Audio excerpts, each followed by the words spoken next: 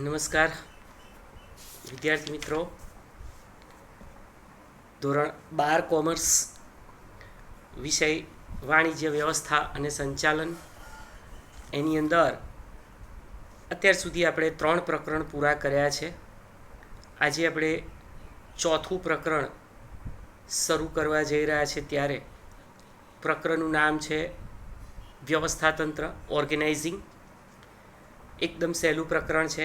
તમે લોકો સંચાલન એટલે શું અને સંચાલનના વિવિધ કાર્યો જુદા જુદા નિષ્ણાતોના મતે જોઈ ગયા છો.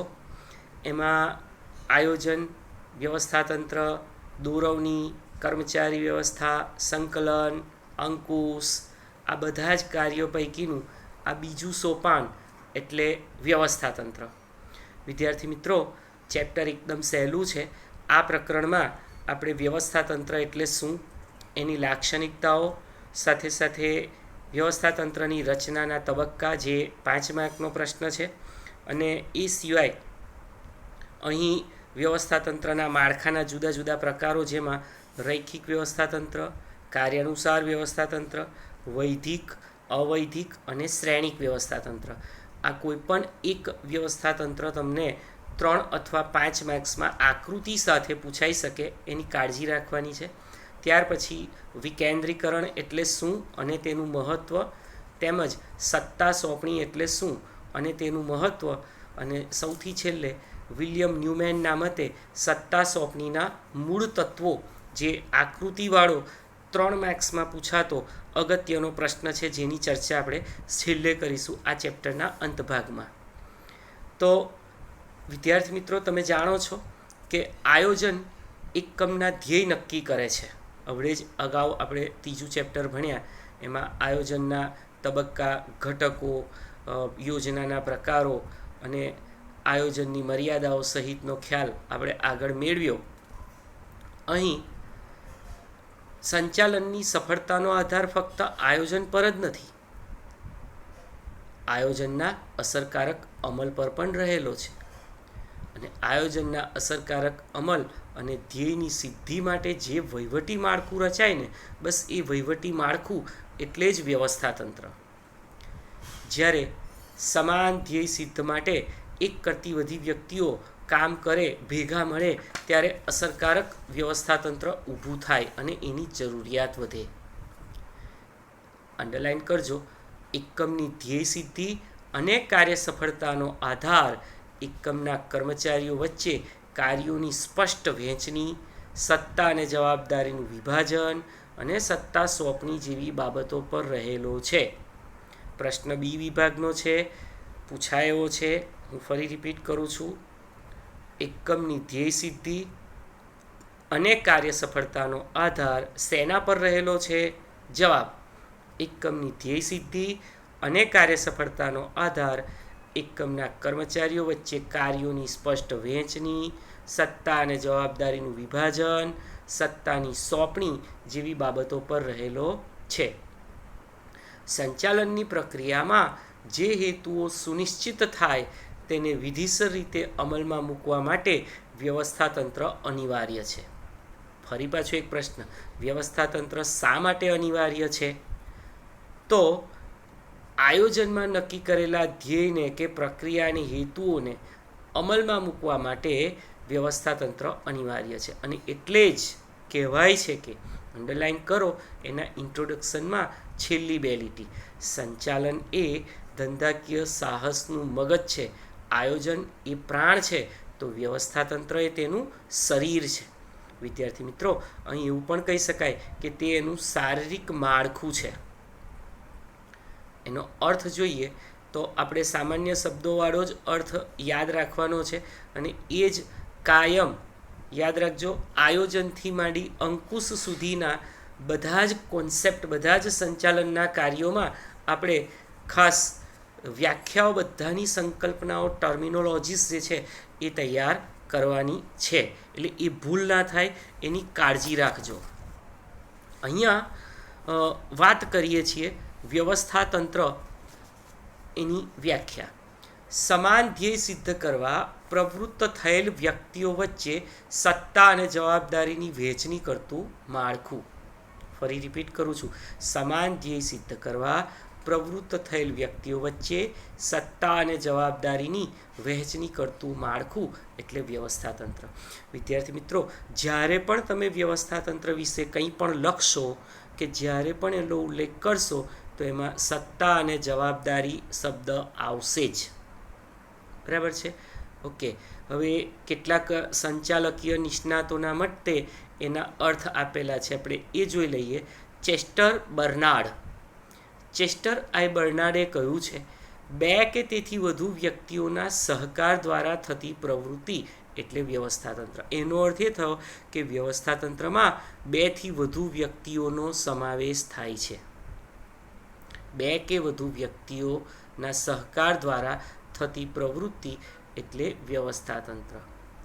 લુઈસ એલને પણ કહ્યું છે, વ્યવસ્થાતંત્ર એ એવી પ્રક્રિયા છે જેમાં નિશ્ચિત હેતુ સિદ્ધ કરવા માટે લોકો વધુમાં વધુ અસરકારક રીતે કાર્ય કરી શકે તે હેતુથી કાર્યની સ્પષ્ટતા કરવાની, તેનું વર્ગીકરણ કરવાની, જવાબદારી અને સત્તાની સોંપણી કરવાની તેમજ સંબંધો સ્થાપવાની પ્રક્રિયા છે. હવે વિદ્યાર્થી મિત્રો, લુઈસ એલનની આ વ્યાખ્યા આપણે નહીં કરીએ તો ચાલશે. આપણે સાદો ઉપર આપેલો અર્થ જે છે એ તૈયાર કરવાનો. સમાન ધ્યેય સિદ્ધ કરવા પ્રવૃત્ત થયેલ વ્યક્તિઓ વચ્ચે સત્તા અને જવાબદારીની વહેંચણી કરતું માળખું એટલે વ્યવસ્થાતંત્ર. બરાબર છે? ઓકે. હવે આપણે એનો ખ્યાલ જોઈએ. Concept of organisation. સમગ્ર વહીવટ તથા સંચાલન પ્રક્રિયાને અસરકારક બનાવવા માટે કાર્યક્ષમ વ્યવસ્થાતંત્ર હોવું અનિવાર્ય છે. કાર્યક્ષમ વ્યવસ્થાતંત્ર એ સંચાલનની તમામ મુશ્કેલીઓને દૂર કરે છે અને ધ્યેય સિદ્ધિ માટે અસરકારક રીતે એ કામ લાગે છે. અહીં સાધનોનો ઇષ્ટતમ ઉપયોગ કરી સમય, શક્તિ અને નાણાંની બચત પણ કરી શકાય છે અને ધંધાકીય એકમની જુદી જુદી જે પ્રવૃત્તિઓ છે એ પ્રવૃત્તિઓ વચ્ચે વિસંગતતા જે છે એ વિસંગતતા પણ આપણે નિવારી શકીએ, દૂર કરી શકીએ. વિદ્યાર્થી મિત્રો, વ્યવસ્થાતંત્રનો ખ્યાલ એ સમૂહ સાથે સંકળાયેલો છે. એનો અર્થ એ થયો કે જ્યાં એક કરતાં વધુ વ્યક્તિઓ સામૂહિક રીતે કામ કરે અને એ કામને અસરકારક રીતે પાર પાડવું હોય ત્યારે વ્યવસ્થાતંત્ર જરૂરી છે. અને એટલે જ વ્યવસ્થાતંત્રનું બીજું નામ પ્રબંધ પણ છે. દાખલા તરીકે આપણે કોઈના ઘરે સામાજિક પ્રસંગ હોય, સારો પ્રસંગ હોય, તો ઘરના જે મુખ્ય વ્યક્તિ છે બધું કામ જાતે ન કરી શકે તો એ શું કરે? કામને વહેંચી દે. ફરાસખાનાનું કામ કોઈને આપે, ત્યાર પછી કેટરિંગ સર્વિસ એ કોઈને સોંપી દે, ત્યાર પછી કોઈ હોલ બુક કરવાનો હોય તો એનું કામ કોઈને સોંપી દે, પરચેસ ખરીદી કરવા જવાનું હોય તો એનું કામ કોઈને સોંપી દે. આવી રીતે બધાને કામની શું કરી? સોંપણી કરી. કામની સોંપણી કરતાં પહેલાં દરેક વ્યક્તિની જે તે કાર્યમાં કુશળતા ધ્યાનમાં લેવામાં આવે છે કે ભાઈ અમુક કામ અમુક વ્યક્તિ સારું કરે તો એ કામ એને સોંપો. બસ આને પ્રબંધ કહેવાય. આપણે કહીએ ને કે ભાઈ શું પ્રબંધ કર્યો છે તો પ્રબંધ થઈ ગયો. પ્રબંધ એટલે વ્યવસ્થાતંત્ર. વ્યવસ્થાતંત્રનું બીજું નામ એટલે પ્રબંધ, ઓર્ગેનાઇઝિંગ. તો અહીં વ્યવસ્થાતંત્રમાં સમાન ધ્યેયની પ્રાપ્તિ માટે એકત્રિત થયેલા લોકોને સત્તા અને જવાબદારીની વહેંચણી કરી તેમની વચ્ચેના કાર્યકારી સંબંધો સ્થાપવાનું કાર્ય થાય છે. અંડરલાઇન કરજો, માનવીનું શરીર એ વ્યવસ્થાતંત્રનું ઉત્તમ ઉદાહરણ છે. ત્યાં લીટી દોરો. આ પ્રશ્ન બી વિભાગમાં 1 માર્ક માટે પૂછાય છે. વ્યવસ્થાતંત્રનું ઉદાહરણ જણાવો અથવા ઉત્તમ ઉદાહરણ કયું? જવાબ: માનવીનું શરીર એ વ્યવસ્થાતંત્રનું ઉત્તમ ઉદાહરણ છે. માનવીના શરીરના જુદા જુદા અંગોના કાર્યો પણ જુદા જુદા છે, છતાં પણ તમે જુઓ બધા જ અંગો એકબીજા સાથે સંકલિત છે. શું બોલવું, ચાલવું, હસવું, જોવું, દોડવું, બરાબર, કામ કરવું, લખવું, આ બધા જ કામ શરીરના અંગો દ્વારા થાય છે. પણ કમાન્ડ એટલે કે હુકમ ક્યાંથી આપવામાં આવે? બ્રેઇનમાંથી, મગજમાંથી. એટલે જ આયોજન એ ધંધાનું મગજ છે તો વ્યવસ્થાતંત્ર એ તેનું શારીરિક માળખું છે એવું પણ કહેવાય છે. તો વિદ્યાર્થી મિત્રો, આ હતો કોન્સેપ્ટ ઓફ ઓર્ગેનાઇઝિંગ, વ્યવસ્થાતંત્રનો ખ્યાલ. હવે આપણે એક 5 માર્કનો પ્રશ્ન તમારા સ્વાધ્યાયમાં 5 માર્ક્સ માટે આપેલો છે. જુદા જુદા પ્રકારો વિશે સવિસ્તાર સમજાવો, વ્યવસ્થાતંત્રની લાક્ષણિકતાઓ, 5માનો ત્રીજો પ્રશ્ન, 5 માર્ક્સનો. પણ બોર્ડમાં આની શક્યતા મધ્યમ છે, નહીવત છે, કારણ કે 5 માર્ક્સના પ્રશ્નોના ચોક્કસ પ્રકરણો એ દર વર્ષે બ્લુપ્રિન્ટ પ્રમાણે લગભગ નિશ્ચિત હોય છે. તો આપણે જોઈએ વ્યવસ્થાતંત્રના લક્ષણો.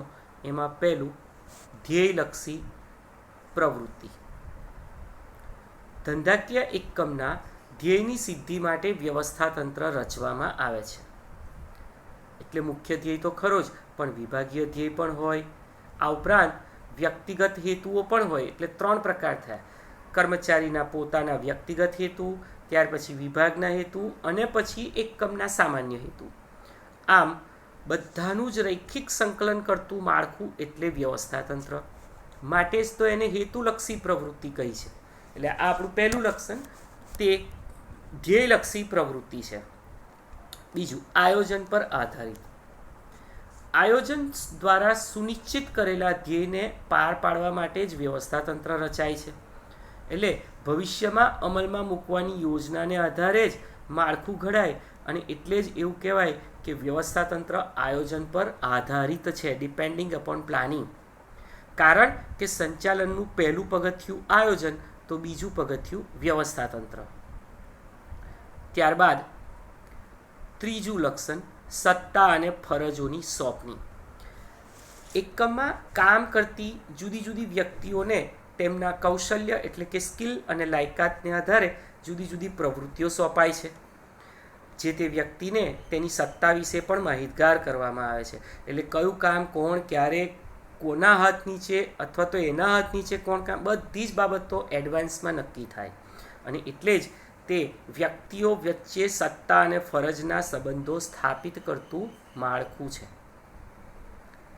ચોથું લક્ષણ, માનવ પરિબળને મહત્વ. અંડરલાઈન કરજો. વ્યવસ્થાતંત્રમાં કોણ કેન્દ્ર સ્થાને છે? જવાબ, વ્યવસ્થાતંત્રમાં માનવી કેન્દ્ર સ્થાને છે. ત્યાં લીટી દોરી રાખો. કોઈપણ આદર્શ વ્યવસ્થાતંત્રની સફળતાનો આધાર તેમાં કામ કરતા માનવીઓ પર રહેલો છે. એટલે જ અસરકારક વ્યવસ્થાતંત્રની સ્થાપના માટે અસરકારક માનવ સંબંધો પણ સ્થાપિત કરવા જ પડે. અહીં વ્યવસ્થાતંત્રની રચનામાં માનવી કેન્દ્ર સ્થાને છે, અને એટલે જ એને મહત્વનું સ્થાન આપવામાં આવ્યું છે. કારણ કે કયા હોદ્દા ઉપર કોણ કામ કરશે, કેવી રીતે કામ કરશે, ક્યારે કામ કરશે, આ બધી જ બાબતો જે છે એ એડવાન્સમાં અહીં નક્કી થતી હોય છે. અને એને આધારે જ દરેક વ્યક્તિને સત્તા અપાય છે અને ફરજો સોંપાય છે. 5મું લક્ષણ, પરિવર્તનશીલતા.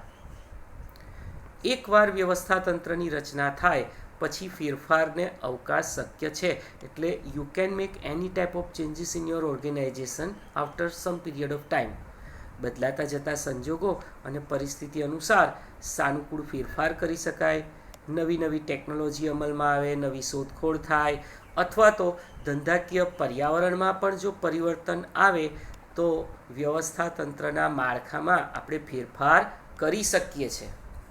હોદ્દા બદલી શકીએ છીએ, વ્યક્તિઓને બદલી આપી શકીએ છીએ, બઢતી આપી શકીએ છીએ, અને વ્યવસ્થાતંત્રમાં પરિવર્તન લાવી શકીએ છીએ.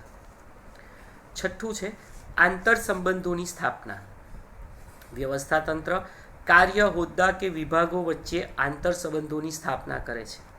એક કાર્યના બીજા કાર્ય તેમજ એક વિભાગના બીજા વિભાગ સાથે શું સંબંધો છે એની સ્પષ્ટતા નક્કી કરે. દાખલા તરીકે ઉત્પાદન વિભાગને કાચો માલ જોઈતો હોય તો એને ખરીદ વિભાગનો સંપર્ક કરવો પડે.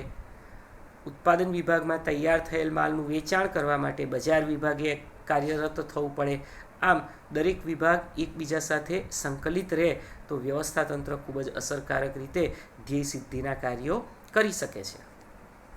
ત્યાર પછી 7મું લક્ષણ, દેખરેખ અને અંકુશ. દેખરેખ અને અંકુશ એ સંકલન વ્યવસ્થાતંત્રની મૂળભૂત જરૂરિયાતો છે. કર્મચારીને સોંપવામાં આવેલું કાર્ય, તેની સત્તા, ફરજને અનુલક્ષીને એ કામ કરે છે કે કેમ, આ બધી જ દેખરેખ અને અંકુશની જોગવાઈ એ વ્યવસ્થાતંત્રમાં પણ છે. એટલે દરેક વ્યક્તિ જે હોદ્દા પર કામ કરે છે એ હોદ્દાને અનુરૂપ કાર્ય થઈ રહ્યું છે કે નહીં તે જોવાની જવાબદારી જે તે વ્યક્તિ, જે તે અધિકારીની છે. એટલે અહીં અંકુશનું કાર્ય પણ જળવાઈ રહેતું હોય છે. ત્યારબાદ સામૂહિક પ્રવૃત્તિ. વ્યવસ્થાતંત્રમાં અનેક વ્યક્તિઓ ધ્યેય સિદ્ધિ માટે પ્રયત્નશીલ છે. યાદ રાખજો, કોઈ એક વ્યક્તિ નહીં. આ પ્રયત્નોને યોગ્ય માળખું પૂરું પાડવામાં આવે જેથી સામૂહિક સહકારથી ધ્યેય સિદ્ધિની દિશામાં આપણે જઈ શકીએ. ટૂંકમાં આ કલેક્ટિવ એક્ટિવિટી છે. કોઈ એક વ્યક્તિ દ્વારા વ્યવસ્થાતંત્ર ન ચાલી શકે. સમૂહ જોઈએ અને સમૂહ પણ એક સમાન ધ્યેયની સિદ્ધિ માટે કાર્યરત હોવું જોઈએ અને આ સમૂહને જ એના કાર્યના અનુસંધાનમાં સત્તા અને જવાબદારીની સોંપણી કરવામાં આવે છે. ત્યારબાદ છેલ્લું લક્ષણ નિયંત્રિત વહીવટી માળખું. વ્યવસ્થાતંત્ર એ ચોક્કસ પ્રકારનું નિયંત્રિત વહીવટી માળખું છે. એકમ સાથેના સંબંધો સ્થાપવા માટે નિયમો અને નિયંત્રણોની પણ આવશ્યકતા રહે છે અને એની રચના પણ વ્યવસ્થાતંત્ર દ્વારા જ થાય છે. નિયંત્રણ રાખવું એટલે રેગ્યુલેટ કરવું. દરેક પ્રવૃત્તિઓને ચોક્કસ નિયંત્રણમાં રાખીને અસરકારક પગલાં લેવામાં આવતા હોય છે. તો વિદ્યાર્થી મિત્રો, ફરી હું રિપીટ કરું, વ્યવસ્થાતંત્ર એટલે શું? વ્યવસ્થાતંત્ર એટલે સમાન ધ્યેય સિદ્ધ કરવા પ્રવૃત્ત થયેલ વ્યક્તિઓ વચ્ચે સત્તા અને જવાબદારીની વહેંચણી કરતું માળખું એટલે વ્યવસ્થાતંત્ર. અને 5 માર્ક્સનો પ્રશ્ન પૂછાય, વ્યવસ્થાતંત્રનો અર્થ આપી તેના લક્ષણો સમજાવો, તો એના 9 લક્ષણો છે. ઓછામાં ઓછા આપણે 8 લક્ષણો તો કરવા જ પડે. પહેલું, ધ્યેયલક્ષી પ્રવૃત્તિ. બીજું, આયોજન પર આધારિત. ત્રીજું, સત્તા અને ફરજોની સોંપણી. ચોથું, માનવ પરિબળને મહત્ત્વ. પાંચમું, પરિવર્તનશીલતા. છઠ્ઠું, આંતરસંબંધોની સ્થાપના. સાતમું, દેખરેખ અને અંકુશ.